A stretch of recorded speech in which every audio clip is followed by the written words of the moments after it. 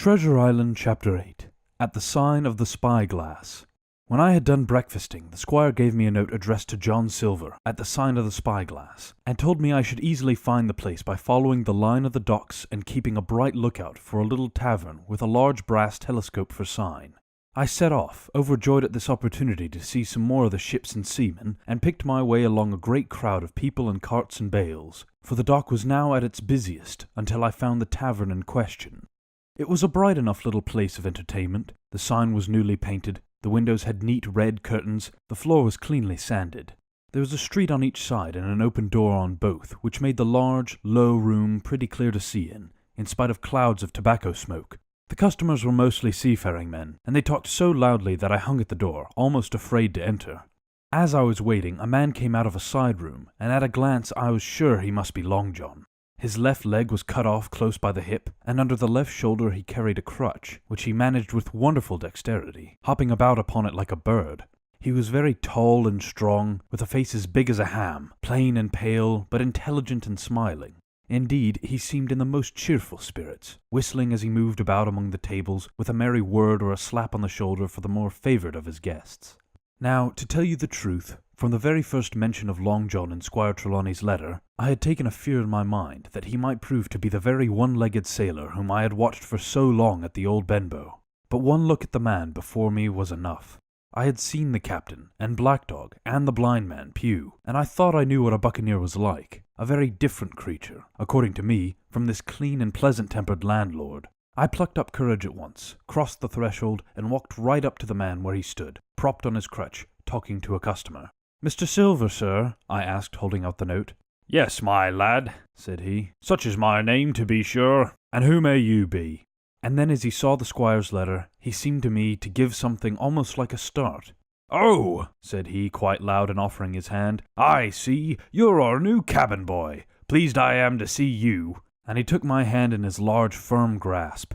Just then one of the customers at the far side rose suddenly and made for the door. It was close by him, and he was out in the street in a moment. But his hurry had attracted my notice, and I recognized him at glance. It was the tallow-faced man, wanting 2 fingers, who had come first to the Admiral Benbow. "Oh!" I cried. "Stop him! It's Black Dog!" "I don't care 2 coppers who he is," cried Silver, "but he hasn't paid his score. Harry, run and catch him!" One of the others who was nearest the door leaped up and started in pursuit. "If he were Admiral Hawke he shall pay his score," cried Silver, and then relinquishing my hand, "Who did you say he was?" he asked. "Black what?" "Dog, sir," said I. "Has Mr. Trelawney not told you of the buccaneers? He was one of them." "So?" cried Silver. "In my house? Ben, run and help Harry. One of those swabs, was he? Was that you drinking with him, Morgan? Step up here."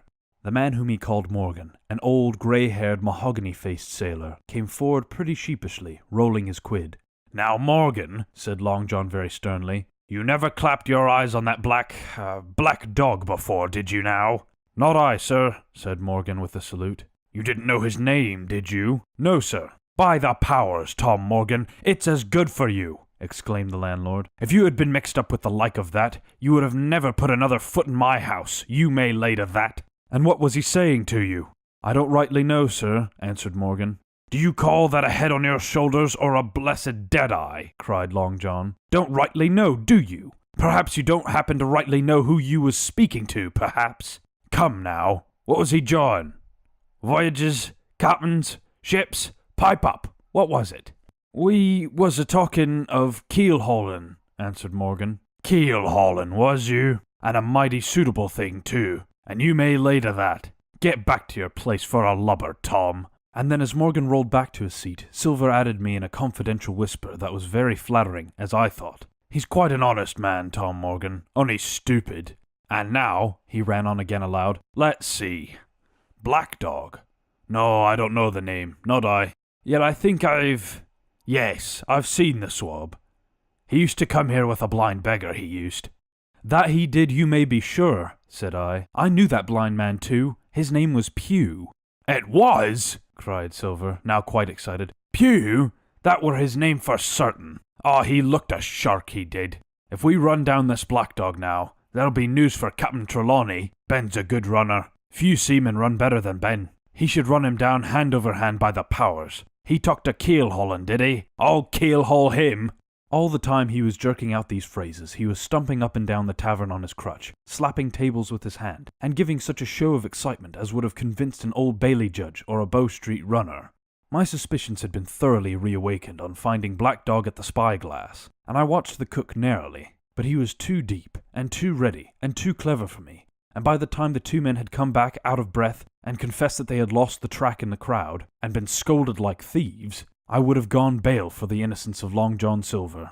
"See here now, Hawkins," said he. "Here's a blessed hard thing on a man like me now, ain't it? There's Captain Trelawney. What's he to think? Here I have this confounded son of a Dutchman sitting in my own house, drinking of my own rum. Here you comes, and tells me of it plain. And here I let him give us all the slip before my blessed delights. Now, Hawkins, you do me the justice with this captain. You're a lad, you are, but you're as smart as paint. I see that when you first come in. Now here it is. What could I do with this old timber I hobble on? When I was an A.B. master mariner, I'd have come up alongside him, hand over hand, and broached him to in a brace of old shakes, I would. But now," and then all of a sudden, he stopped, and his jaw dropped as though he had remembered something. "The score! 3 goes of rum! Why, shiver my timbers, if I hadn't forgotten my score!" And falling on a bench, he laughed until the tears ran down his cheeks. I could not help joining, and we laughed together, peal after peal, until the tavern rang again. "What a precious old sea calf I am," he said at last, wiping his cheeks. "You and me should get on well, Hawkins, for I'll take my davy that I be rated ship's boy. But come now, stand by to go about. This won't do. Duty is duty, messmates. I'll put on my old cockerel hat and step along of you to Captain Trelawney and report this here affair. For mind you, it's serious, young Hawkins, and neither you nor me's come out of it with what I should make so bold as to call credit. Nor you neither, says you, not smart. None of the pair of us smart. But dash my buttons, that was good un about my score." And he began to laugh again, and that so heartily that though I did not see the joke as he did, I was again obliged to join him in his mirth. On our little walk along the quays, he made himself the most interesting companion, telling me about the different ships that we passed by, their rig, tonnage, and nationality, explaining the work that was going forward, how one was discharging, another taking in cargo, and a third making ready for sea, and every now and then telling me some little anecdote of ships or seamen or repeating a nautical phrase, till I had learned it perfectly. I began to see that here was one of the best of possible shipmates. When we got to the inn, the squire and Dr. Trelawney were seated together, finishing a quart of ale with a toast in it, before they should go aboard the schooner on a visit of inspection. Long John told the story from first to last, with a great deal of spirit and the most perfect truth. "That was how it were now, weren't it, Hawkins?" he would say now and again, and I would always bear him entirely out. The two gentlemen regretted that Black Dog had got away, but we all agreed there was nothing to be done, and after he had been complimented, Long John took up his crutch and departed. "All hands aboard by 4 this afternoon," shouted the squire after him. "Aye, aye, sir," cried the cook in the passage. "Well, squire," said Dr. Livesey, "I don't put much faith in your discoveries, as a general thing, but I will say this. John Silver suits me." "The man's a perfect trump," declared the squire. "And now," added the doctor, "Jim may come on board with us, may he not?" "To be sure he may," says Squire. "Take your hat, Hawkins, and we'll see the ship."